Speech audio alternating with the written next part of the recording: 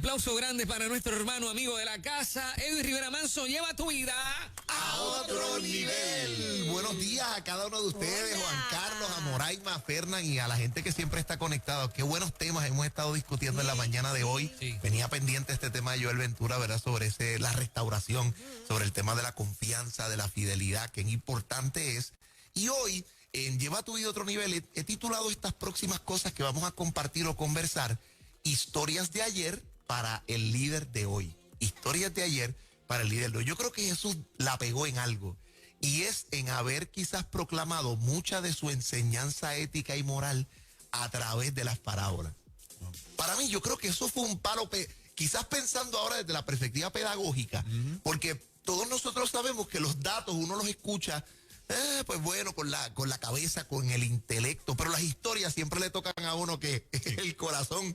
No es lo mismo cuando alguien empieza a narrar y el suceso y aquello. Es más, uno escucha hasta inclusive neurológicamente las historias de manera distinta, nos impactan hasta hemisferios distintos del cerebro. Wow. Y Jesús, pues yo creo que dio el palo con tomar historias para poder en momentos dados, conectado con un diálogo o tratando de resolver una inquietud, soltar una parábola para tratar de decirnos algo. Y por ejemplo, la parábola que quiero mirar está puesta en el capítulo 12 del Evangelio de Lucas, y es la parábola del rico insensato. Y yo creo que tiene mucho que decirnos a nosotros como líderes, esas historias de ayer para los líderes de hoy. Y el asunto es que llega un grupo de gente a decirle a Jesús, unos hermanos que están en una disputa. Mira, dile a mi hermano que, ¿verdad? Tratando de que Jesús resuelva, aunque no esté en la corte, que falle. Mira, dile a mi hermano que comparta su herencia conmigo. Tú sabes, que me dé los chavitos que me corresponden, porque en el mundo judío esta es la controversia. Ustedes saben que el primogénito en el sistema legal judío tenía la doble porción, o sea, por haber sido nacido primero, por el pacto de Abraham y de la ley, él tenía 2 veces más del capital, dar los derechos dinásticos y entonces repartir entre sus hermanos el restante del caudal. Pero no debió faltar el sinvergüenza que, aprovechándose de que poder ahora sustituir al patriarca y tener la doble porción, no compartir con los hermanos el asunto. Así que le traen a Jesús para que ¿verdad? Toman una decisión, y Jesús le dice, mira, no me metan a mí en eso. Para las autoridades lo tenemos. Sin embargo, les da un consejo, les dice, guardemos nuestro corazón de la avaricia, porque literalmente el bienestar de los hombres no está en los bienes materiales. Y cuando nos da esa lección, arranca a compartir una parábola para ilustrar lo que nos acaba de decir. Y ahí es donde Jesús suelta la parábola del rico insensato. Y yo quisiera quizás compartir 4 cosas que yo veo en esa parábola, que son cosas importantes para el líder de hoy o para la persona que hoy lidera. La primera lección sería esta: tener dinero para Jesús no es igual a tener éxito. Yo escuché una vez a alguien que decía, esa persona tiene tanto y tanto y tanto, que es tan pobre y tan pobre y tan pobre que lo único que tiene es dinero. Lo único que tiene es dinero. Esa experiencia, Jesús dice, la vida del ser humano, versículo 15 en la versión popular, de una persona no depende de sus bienes. ¿Y por qué compartimos eso? Porque en el mundo de hoy, la avaricia es una cosa pues bien mala. O sea, por ejemplo, yo estaba mirando la definición de avaricia para tener como qué dice el diccionario. Miren la definición del diccionario, y me puso a pensar.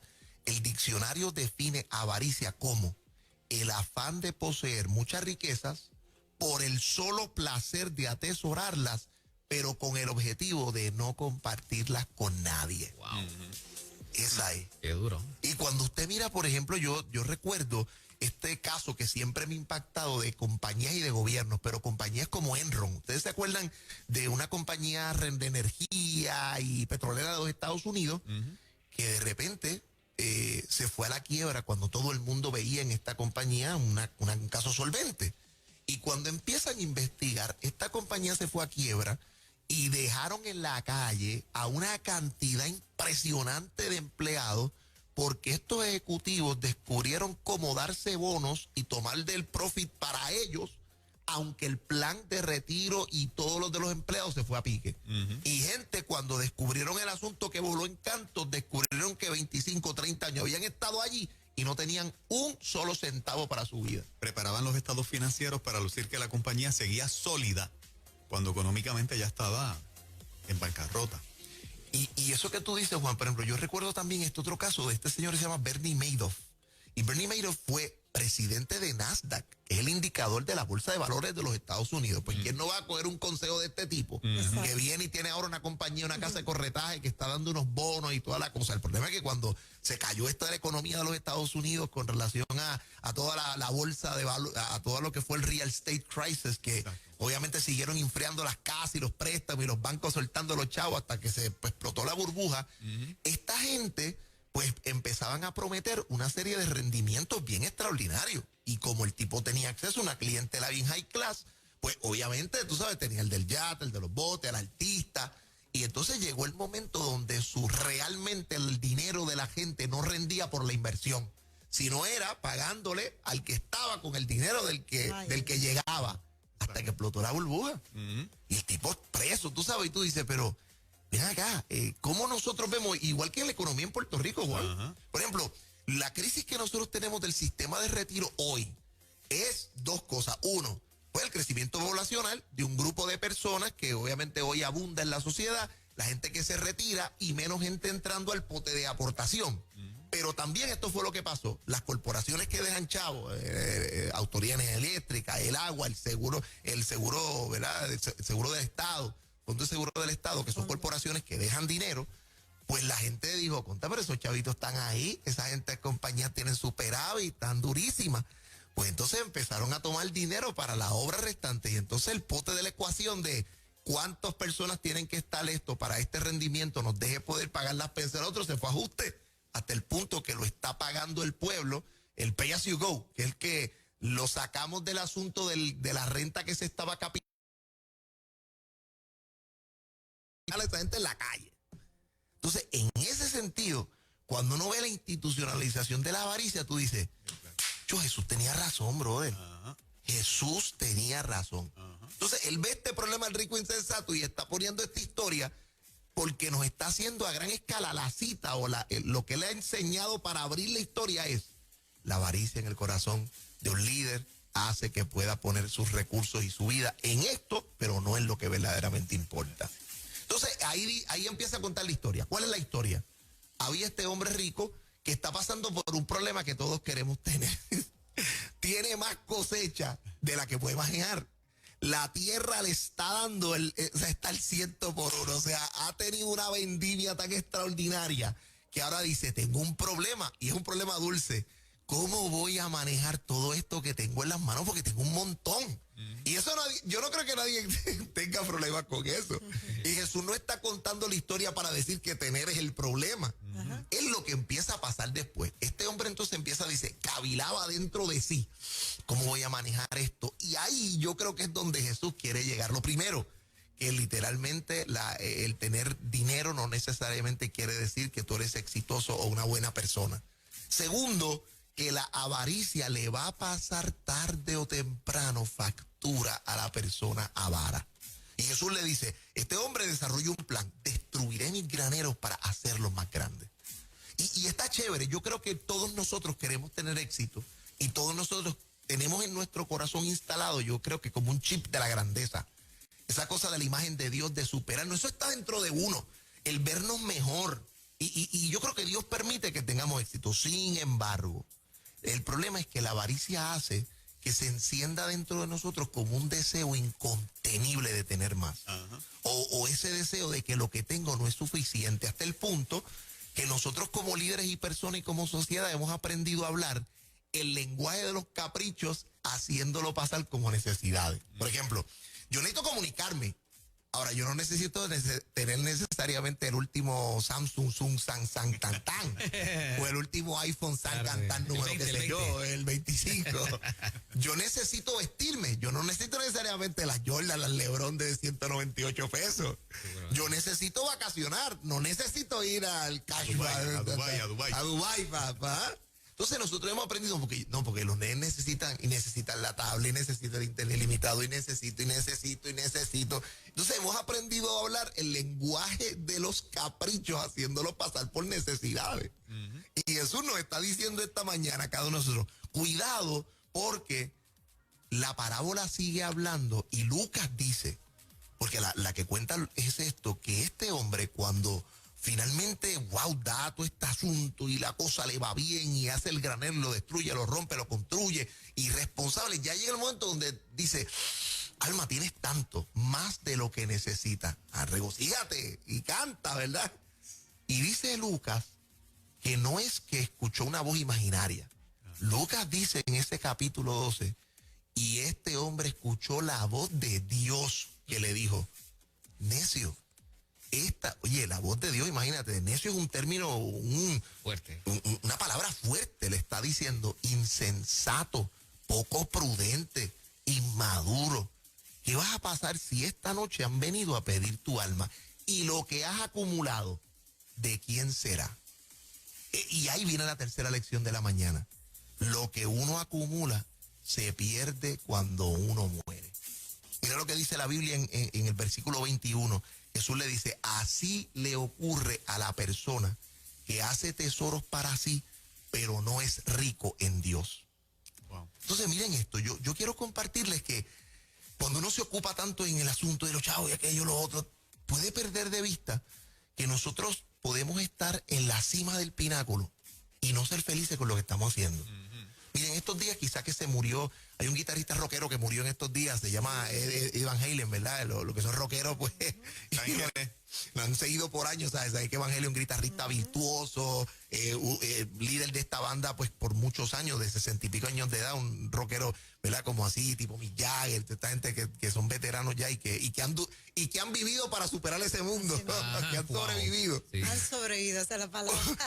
Uno de esos era Van Halen, ¿verdad? Ajá. Y cuando yo veo que hemos visto la treintena, podríamos mencionar un montón aquí de artistas, deportistas, empresarios, influencers, que han estado como en el pináculo del mundo y de repente ha salido que están en depresión, que han perdido tantos matrimonios, que no quieren vivir y te han terminado quitándose la vida. Una de las personas que a mí más me dolió, porque también venía por una lucha de largos años de salud mental, es Robin Williams. ¿Se acuerdan de Robin Williams? Claro, Sí. qué triste. Cuando yo estaba mirando decía, mano, piensen nada más que en las películas de Robin Williams, decía, mano, Jumanji, Patch Adams. Una película espectacular. La primera que yo vi fue Popeye, brother. Pop de Robin Williams. Sí, para allá para los 80, sí. Wow. Sí, jovencito. Por ejemplo, Dead Poet Society, que es de este maestro que trabaja con estos muchachos para enseñarles literatura. Nada, Patch Adams, como digo yo, por ejemplo, otra que fue impactante, así, Downfire. Bueno, muchas de estas películas. ¿Jumanji está ahí? Jumanji está ahí. Sí. Él hizo la primera, ¿verdad? Que ha seguido una saga interesante. Pero sí, o sea, Robin Williams ha tenido unos peliculones, tú sabes, un artista que trascendió roles. Y cuando yo miro esto, me doy cuenta que uno puede llegar a poner el discurso de estar en la cima. Y América, mira esto, ¿verdad? Hay gente que se traga esta pastilla, como dicen americanos, they swallow the poison pill, del self-made man. Yo lo he hecho solo, voy a llegar a la cima, voy a estar en el tope, nos vemos en la cima, como decía Zig Ziglar, que es un autor muy importante del desarrollo personal. Pero si uno sube hasta el tope de la cima y cuando está ahí no hay nada, te das cuenta que lo más valioso era la jornada. O si no hay nadie con quien compartirlo, entonces ¿de qué vale la pena? Hay gente que a veces dice, construí esta gran compañía, pero no tengo a quien dejársela. O mi esposa no me habla, mis hijos no me hablan. Entonces me voy a casa solo. Es la realidad que estamos viviendo en este tiempo. La gente quiere subir y subir y tener y tener y tener. Y peor aún, se olvidan de los que te ayudaron a subir. Exacto.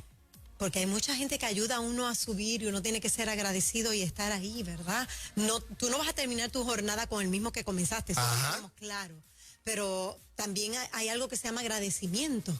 Y entonces cuando estamos en el tope nos olvidamos de todo eso. Y qué mal, qué mal. De quien nos cargó, nos empujó. Nos cargó. Entonces, lo que va es Jesús, es decir, saca por un momento, les dice Jesús, mientras les cuenta la parábola, saca por un momento la atención de eso.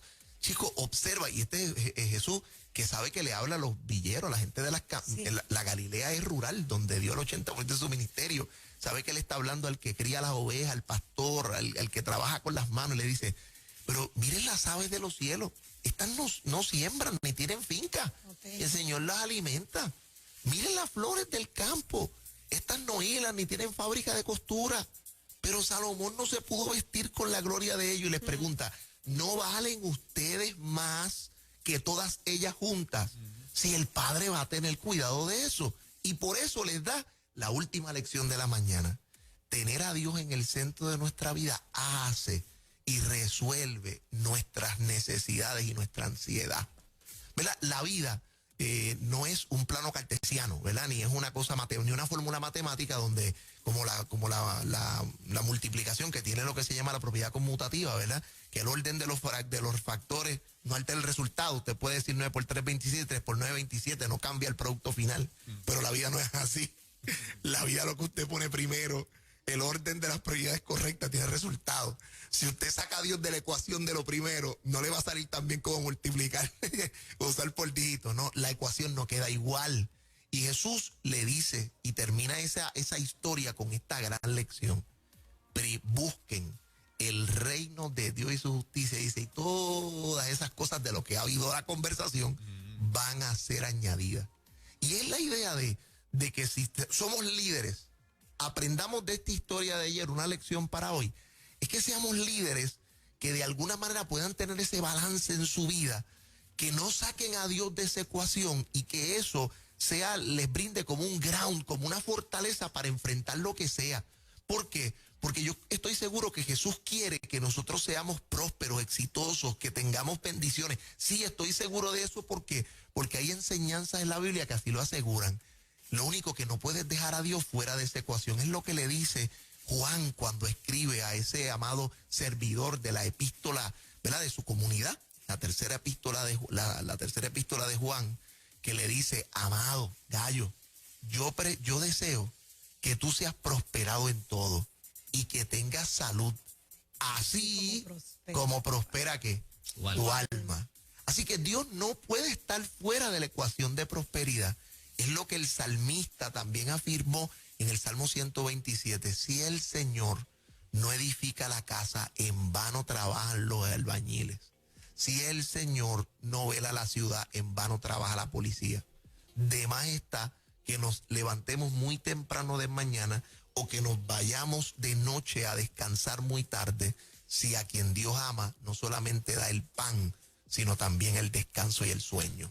Entonces, esa paráfrasis, ¿verdad?, que acabo de hacer de ese salmo, creo que va muy en línea con esta enseñanza de Jesús. Hoy yo te invitaría a ver qué cosa te está causando ansiedad y sobre todo, ¿verdad?, de dónde va bien el sustento a la familia. Eso es algo que a todos nos invita. Pero, por favor, aprendamos del rico insensato a no sacar a Dios del centro de la ecuación y que Él nos pueda dar los planes para desarrollar lo que necesitamos. Esas son las historias de ayer para el mundo de hoy, para los líderes que desean llevar su vida a otro nivel.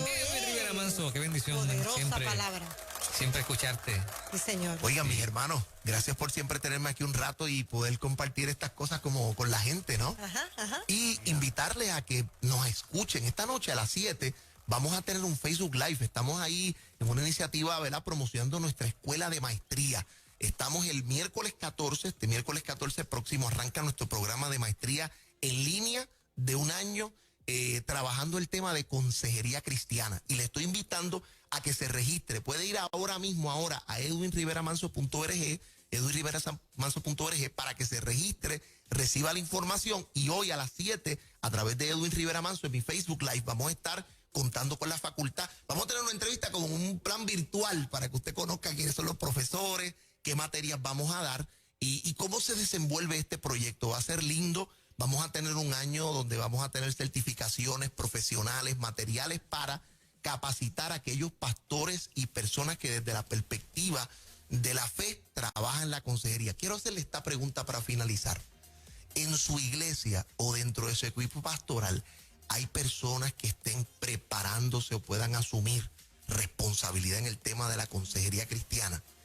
Gente, hacia donde vamos y las crisis que estamos enfrentando, necesitamos cada vez más que, si no es el pastor general, tengamos pastores y líderes que puedan hacerlo. Ahí es donde nos estamos insertando, y escríbanos para toda la información al 645-8188, 787-645-8188. Edwin Rivera Manso, extraordinario como siempre. Un abrazo, Edwin. 8:51.